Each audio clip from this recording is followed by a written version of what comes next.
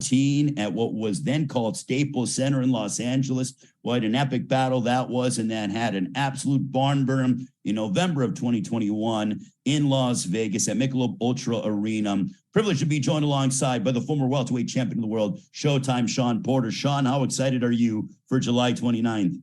I'm excited. I'm at church last night and they're talking about it at church. So they're talking about it at church.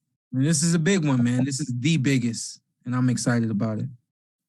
All right, Shawn, privileged to be joined alongside by you. Also, another man that has shared the ring with both individuals, fought Terence Crawford back in 2020, also fought Errol Spence back in 2016. Kell Brook joining us, the former welterweight champion of the world. Kell, how are you?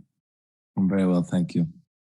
Kell, you have shared the ring with both guys yourself as well, but how much are you looking forward to seeing what unfolds on Saturday, July 29th? I'm very excited. Like Shawn said, everyone's talking about this fight. It's a massive fight. It's who's number one. And I'd actually put them as pound for pound in all the divisions. This is for the one. We've got Terence Crawford and we've got my man Errol Spence. And they're gonna go hard at it. Mm-hmm. We're very much looking forward to the matchup. And now, from a trainer's standpoint, a man who has been in the corner of the likes of Andre Ward, also Amir Khan as well, Andre Bertil, the esteemed Virgil Hunter. Virgil, both guys, both Terence Crawford and also Errol Spence. How much are you just counting down the days until we see this mega welterweight championship affair on July 29th? The fight can't come soon enough. I'm excited, especially to get both men at their peaks. Both men seem hungry and ready to go, and I expect a very epic night. Very much, as all of us are. As is a man who's a student of the game, another esteemed trainer, been in the corner of the likes of Julian J. Rock Williams and Caleb Plant as well. Stephen Breadman Edwards from Philadelphia. Breadman, I know you love boxing probably more than anybody on the planet, but how much are you anticipating this matchup? Man, it's a big fight. It really is.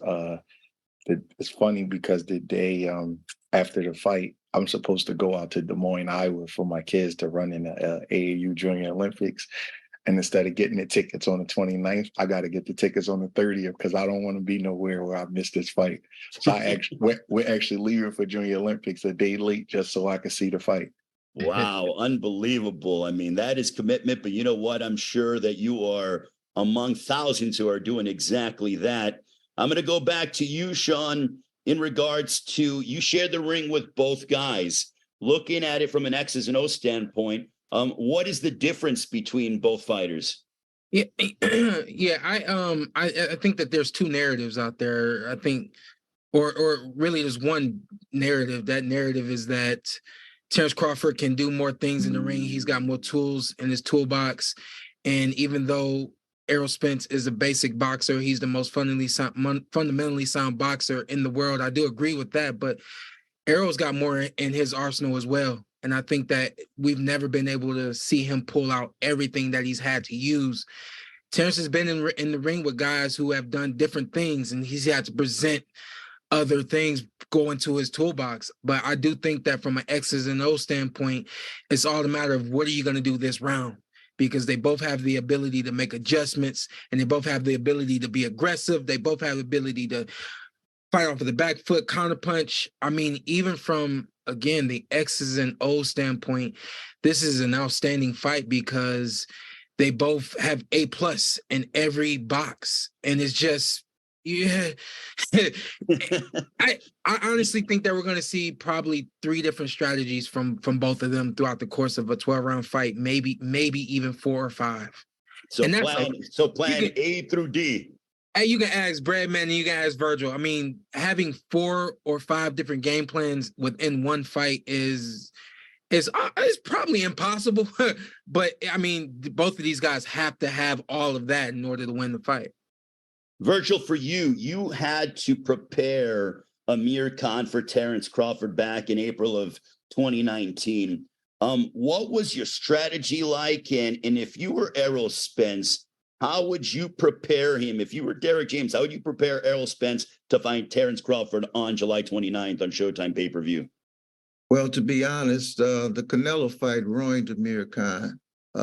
It took a lot out of him. He took 2 years off.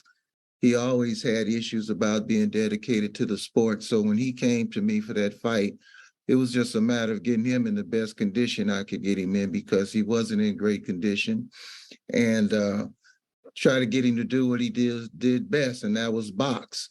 It was just unfortunate that the Canelo fight took a lot out of him, and after that fight, he never was the same.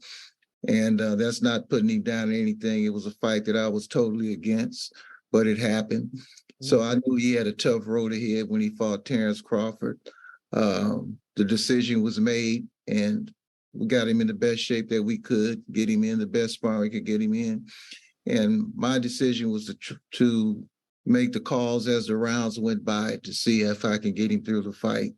And that was the plan. As far as being in Derek's head, I don't know. I'm not in the gym with him. I know from what I see that Errol has a grind it out, go get you mentality. I don't think they're going to deviate from what works. It doesn't make sense to go against what works. I think in this fight, it's not the fighter that's what I'm going to do to you. I think the fighter that wins is the one that's not going to let the other do what he wants to do.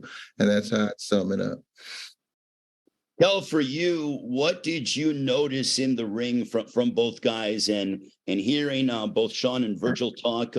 Is it a foregone conclusion to you that we are going to get some toe-to-toe action at some point during the fight? We're gonna get some toe-to-toe action. What I got from Errol Spence is a very big welterweight. He's obviously a natural southpaw. He's big, he's strong, he goes to the body good. His IQ is very good in that ring. The thing for me is in activity is that at the recent times, I think that, but like I say, he's one of obviously Shawn, Errol and Crawford, and Golovkin, I have to say, the best I've been in with. And, they've got that aura about him. They've got that, they've got the X factor, both fighters. But I think Terence Crawford, for me, he can box either style, orthodox, southpaw. He's a very sharp shooter, he's a very good finisher. I think the stronger guys, Errol Spence. But like I said, it's a small margin, in this fight.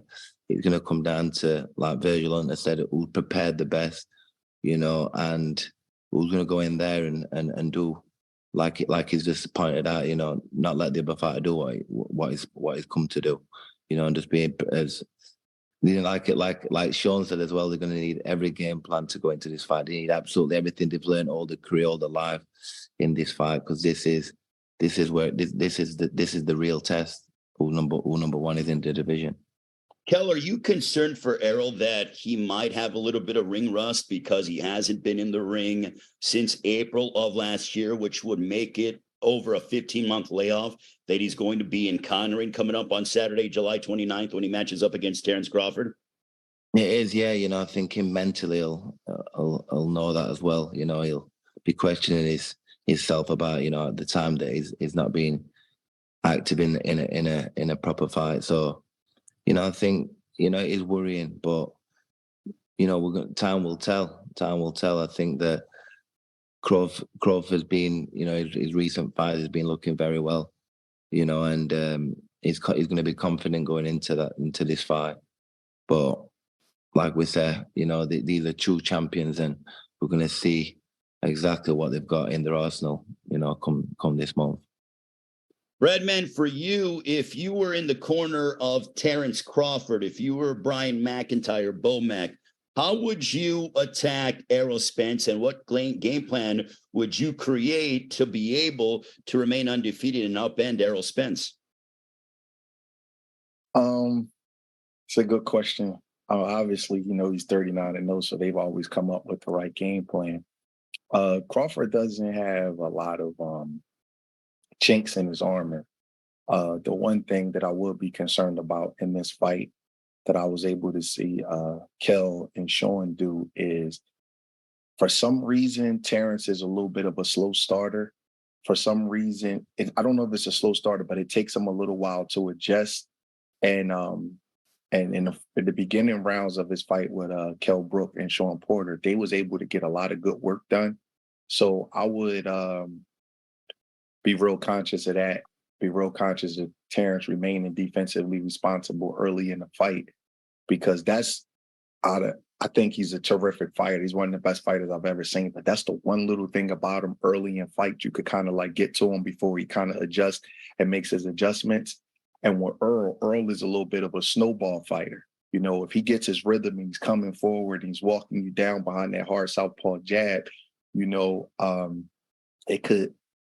I'm not saying Terence can't adjust to Errol. I'm just saying that with a fighter like Errol, you don't want him to get his rhythm and start going downhill on you. So that would be, you know, sometimes you look at fighters and you become infatuated with their ability, and everybody's infatuated with Terence's ability to score these beautiful knockouts and hit guys with shots they don't see. But as a trainer, you look for a tendency that your fighter has of not so much a flaw, but, you know, things that he can work on. And that's the one thing that I would be worried about in this fight, of letting Errol get in his rhythm, establishing that hard southpaw jab and starting to go downhill. That would be the first thing I would address if I was in Terence's corner. The other thing would be counteracting Errol's body punching. Errol hits you to the body all night long and kind of wears you out. And I've never seen, you know, besides Shawn, nobody really go to Terence's body all night long. You know, if you notice, I notice small things. Terence wears his trunks up kind of high, you know, and, you know, I will be curious to see, you know, how he can overcome Errol's grinding body shots. Errol hits you with a right hook to the body and a left from the southpaw stance. It's like a left uppercut, and he rinses and repeats it and does it all night long. So I would be conscious to see that. And the third thing is, I believe that Terence is the puncher in this fight. Not so much that he punches harder than Shawn. Punches harder than Errol. I think he can hit you with shots that Errol doesn't hit guys, where Errol kind of beats you down with his power, where Terence hits you on the money with shots you don't even see. And I would have him punching with Errol. You know, I know that Errol's a bigger guy, and I know that Errol is perceived to be stronger, but I would have Terence punching with him. I think Terence is really, really gifted, where he can keep his eye on the target and punch with guys and land clean shots. I don't think he's the hardest puncher I've ever seen as far as one-punch knockout, but he has that ability to hit you while you're punching with a shot you don't see, and he doesn't have to load up on it. It's like a fast, snappy shot. I think that his victory over Kell Brook is underrated. I think Kell Brook was fighting a great fight. I think he was in shape. He was sharp. I thought he won the first 2 or 3 rounds. I got to look back on it, but I thought he was doing great. And Terence made an adjustment and threw a great punch while Kell was punching that Kell never saw. And, you know, people dismissed it and was like, well, Kell's a little old. No, Kell Brook was sharp that night. He was ready to fight, and he was doing really, really good. And I think that punch and that victory gets a little bit underrated, but that's Terence's career in a nutshell. He does things that, you know, that's so subtle that he probably doesn't get the full credit for him. So to answer you, I would make sure that he got off to a more defensively responsible start, not let Errol touch his body. And I would have him punching with Errol, because I think that he's the puncher in this fight in terms of being able to score that highlight film knockout. At this time, I'm going to turn it over to our PA extraordinaire, Andrew Roberts. I'm sure the media has many questions to ask our esteemed panel. Showtime, Shawn Porter, Kell Brook, Virgil Hunter, and Stephen Breadman Edwards. Andrew, it's all you, my friend. Thanks very much, Ray. Our first media question is going to come from Andrew Jones with Anscape. We want to see your face, Andrew. Yourself, and you can ask your questions. We want to see your face, Andrew. I love you too, Shawn. We'll keep the focus on you guys. Andrew, please, if you would, unmute yourself and you can ask your questions. Appreciate it, other Andrew, for the comedy, and Shawn with the funny line right there. I was going to ask Virgil where Damian Lillard was going to go in the trade discussions, but that's another conversation there. Wanted to ask you, gentlemen, as Stephen's making that great point about Terence's subtle power and how his power has increased as he's moved up to 147. Do you believe that he will be able to stop Spence from coming forward with his power, or will Spence's power and at least his chin resistant towards that, and he'll still keep on coming like Errol Spence does with his style? I asked that first to you, Virgil. It's questions for me. Yes. You know, it's funny. I had a fortunate time to spend in the gym one day with Terence. He was down here visiting Andre, and he came to the gym. And one thing that I will say, that his physical strength is very underrated. I don't know if Shawn can attest to that or Kell could attest to that. The way he's built, genetically built, and the way he has stayed in the gym his whole career, he's never gotten out of condition, which brings a snap to his punch. I don't know if he remembers, but we padded a couple of rounds. And as Brad said, he was pretty much accurate. He has a real buggy whip snap to his punch. It's not hard, but you could feel a snap. It's like if you're in a towel fight and you swing the towel, you can go all night long. But if you snap it, you're going to back off and say, what's going on? And his physical strength, he was a wrestler early on, and I've watched him tussle with big guys and get them down to the ground. So he's built from the feet up with his physical strength, not from the chest, the shoulders down. So I think he can generate a lot of power. The thing is, I like Errol and I like the way he fights, but at some point that grind down style, as you age, will slow up with you. So as B-Hop made 3 adjustments in his career. When he first started, he was the executioner, then he was X, then he became the alien, and he fought into his 40s because he made these adjustments as time went by. Because physically, those grind out camps where you have to fight that style that Errol fights, you have to grind every single day. And as Kell attested, he's had a lot of gaps in his career. The car wreck, you have to take that into effect. I don't care what you do or what you look like, that does have an effect. Errol himself has admitted that he's had a lifestyle that wasn't always good. That does damage to the internal organs that's irreversible. And we just have to see.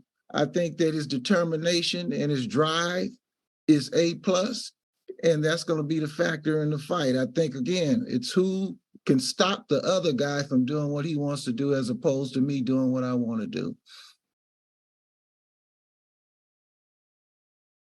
All right. Thank you very much for that, Andrew. Our next question is going to come from Erica Fernandez with Sporting News. Erica, please unmute yourself and you can ask your question.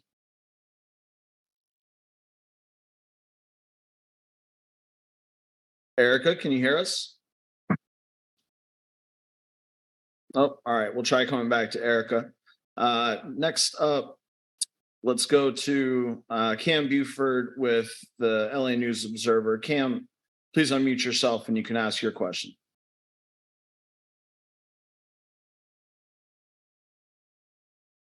Cam, you there? Fuck this all of a sudden. Wow. Okay. We'll go to Kirk Jackson. Kirk, please unmute yourself and you can ask your questions. Thank you, Andrew. Thank you to all the fighters and trainers. We definitely appreciate your time and your perspective. My question is more so geared towards the fighters. Shawn and Kell, I'm sure you both studied immensely for your fights with Spence and Crawford, respectively. Was there anything that caught you by surprise with either fighter, like whether it was like the speed, the strength, the angles, or the punch variety that you saw from both fighters? I'll go ahead and go first. And I'm definitely gonna paint this picture the correct way. When I fought Errol, going into that fight, I said I need everything to beat this guy. I can't leave anything at the gym. I can't leave anything at home. I had to take everything, and in order to beat this guy. And I think about 5 rounds went by, and just a simple move, a pullback counter, and I counter punched his jab with my jab, and he shook his head and he said something, and I thought to myself, "Oh, I got you." And what I realized in that moment was he's not as smart, not as intellectually sound as as I thought he was going to be, and that seemed to kind of carry through the entire fight. I felt like I was a step ahead of Errol the entire fight, all the way up until that knockdown moment. And that was surprising to me. I thought that Errol was going to be more more intelligent in the ring, and I thought that simple pullback counter move. It's one thing to get hit with it, like things happen, but for him to acknowledge it and show how frustrated he was in that moment, and then I started to see other moments of frustration as well. When we talked about this fight years ago, I said, well, Terence the smarter fighter, he's gonna win this fight. But I think that ever since this accident that Errol has sustained, and I think that having to come back from that and having to just grow up and get rid of a lot of things in his life, I think that he's a smarter fighter now than he was when we fought in 2019. And I don't think that there's going to be any surprises for either guy in the ring. There weren't any surprises for me when I fought Terence. Everything that came to me was everything that I thought was coming and expected the whole nine. And I think that one little stain, for the sake of words, that Errol had back in the day, 2019, when we fought, I believe that stain is gone too. So I don't think either guy is going to be surprised at all.